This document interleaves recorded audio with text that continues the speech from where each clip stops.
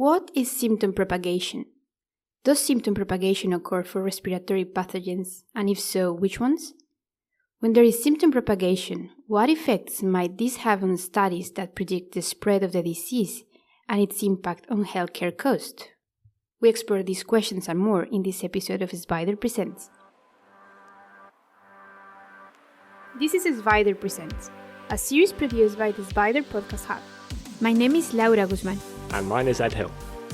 In this episode, we are joined by Phoebe Asplin, a PhD student from the Mathematics for Real-World Systems Centre for Doctoral Training, which has the acronym MathSys, based at the University of Warwick. We will be discussing recent work done as part of Phoebe's PhD project, investigating symptom propagation and its potential implications for modelling assessments. This project is a collaboration between members of SBIDER at the University of Warwick, with myself and Matt Keeling as co-supervisors, University of Glasgow, supervision by Rebecca Mancy, and external partners, the UK Health Security Agency, which has the acronym UKHSA. Two relevant studies that our discussion covers are epidemiological and health economic implications of symptom propagation in respiratory pathogens, a mathematical modelling investigation, which was published in PLOS Computational Biology in May 2024, and a scoping review titled Symptom Propagation in Respiratory Pathogens of Public Health Concern, a review of the evidence, which was published in the Journal of the Royal Society Interface in July 2024.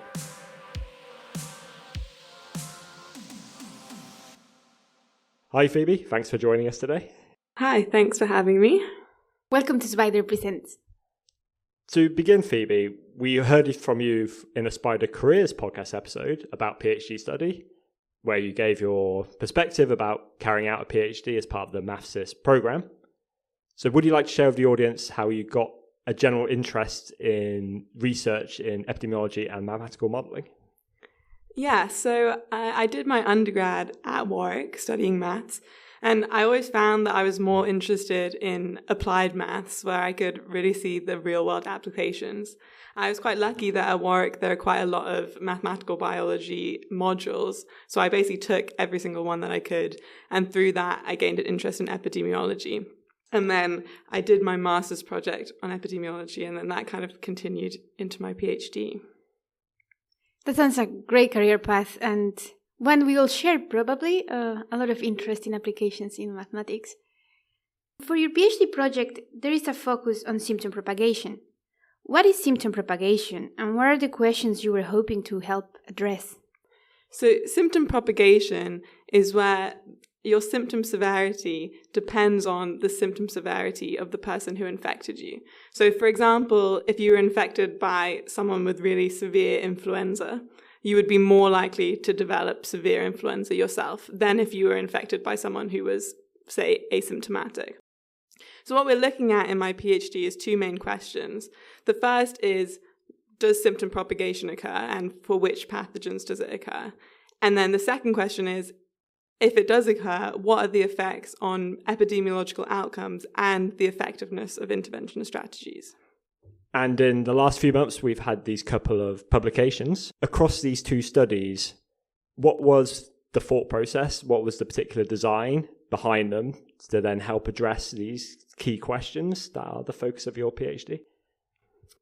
The first question, which was, does symptom propagation occur, was the focus of our scoping literature review. So this was looking at evidence for symptom propagation for 14 different respiratory pathogens.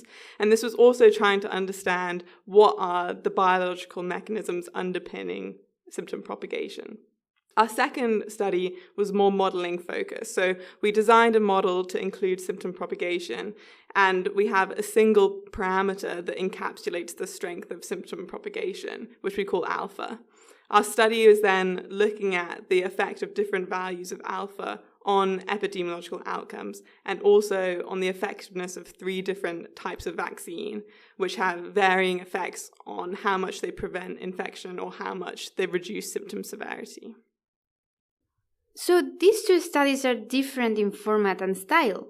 Are there any reflections on the writing process, the similarities and differences to convey to the listeners? Yeah, I think writing these two papers was kind of two completely different experiences. I think maybe our modelling paper was more standard in that we sort of had a research question, we went away and did some research, came up with a set of results and a set of figures, and then after that, we wrote it up into a paper. But I think for the literature review, it was much more that the writing up and the research kind of happened at the same time. And as I went through the research, I would write part of it up, and then the write-up would then inform the research itself in terms of finding the gaps and what extra parts need to be addressed to have a complete literature review. Yeah, I can imagine how many papers you have to go through in the filter. That's it. Trying to remember, it was more than a couple of hundred? I think something like 215 papers in total across all 14 pathogens. Wow. Yeah. As I say, this was a scoping review, so yeah, very much trying to get capture a breadth of information across, say, focus on 14 specific respiratory pathogens.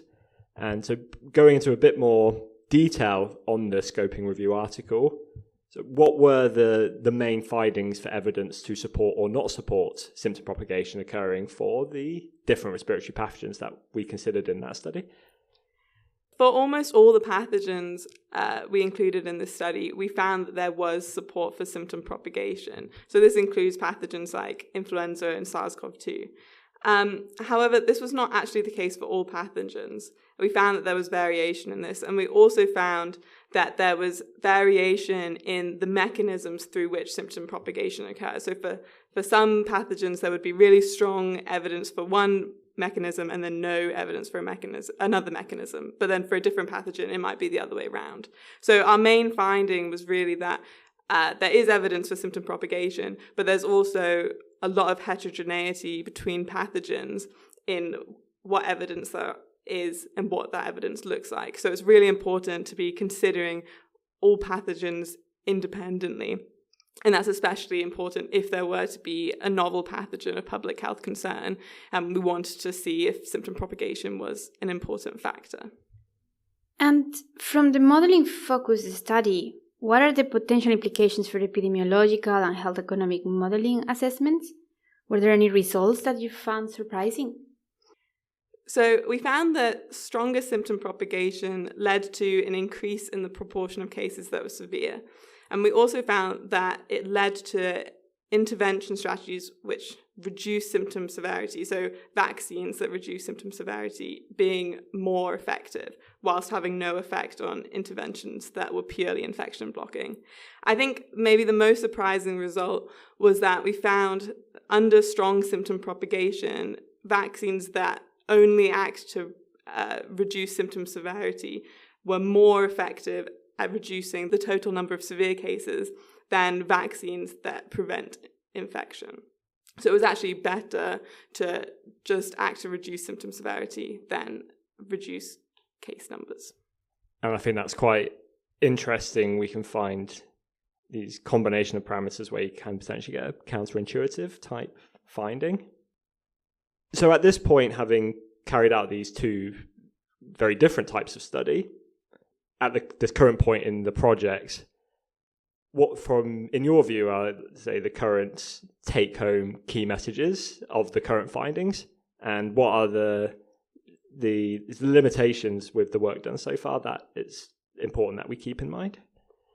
So I'd say the two main takeaways are that there exists evidence for symptom propagation, and that symptom propagation is something important to consider. And then also that symptom propagation acts to affect the outbreak and also how effective our intervention strategies are. And I think this is really important given how little symptom propagation is actually typically considered. It's almost never considered when we're evaluating how effective intervention strategies are. But I think these findings demonstrate that it should be, and it can, in fact, completely change our results and, for example, what type of vaccine would be more effective. In terms of limitations, I think the main limitation from our modeling study is the uncertainty in our parameters. So this study just uses estimates from the literature where there can be a lot of variation between studies. In particular, our results are somewhat sensitive to the variation in transmission rates between mild and severe cases. A key assumption we've made is that severe cases are more transmissible than mild cases. However, if this was not the case, then our results would be qualitatively quite different. We also haven't included behavioral considerations. For example, individuals with more severe disease might act to reduce their number of contacts and therefore act to reduce their number of secondary infections. So I think this would be, something really important to address in future studies.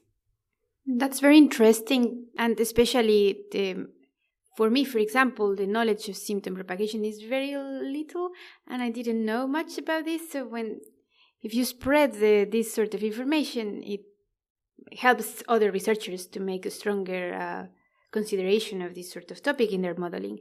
Yeah, I think that was kind of the purpose of our scoping review. Is like symptom propagation is kind of so unheard of and so unknown that we wanted to put out a review that kind of put symptom propagation, I guess, on the map a bit and get people thinking about it. Oh, amazing. So to conclude, what knowledge gaps on symptom propagation would you like to see further investigations focus on? Relating to the literature review, I think one of the main areas that could use more research is looking at symptom propagation for specific strains. In our literature review, we found some evidence that there would be variation in how much symptom propagation occurs between different strains, for example, for COVID-19. But there's really not enough biological evidence looking specifically at specific symptoms to be able to perform this sort of analysis. But in future, if there's more of these studies coming about, then being able to do a review for a specific pathogen looking across strains, I think that would be really valuable. And then in terms of on the modeling side, as I said, one of the limitations is the uncertainty in parameters. So being able to actually fit this model to data would be really valuable. And in particular, trying to estimate this value of alpha, which is the strength of symptom propagation from data, in order to determine to what extent symptom propagation actually occurs. Very much so, and that is the current focus of ongoing work at this time. So I think watch this space for further outputs in the future. Yeah, definitely. Yeah, I'm looking forward to that.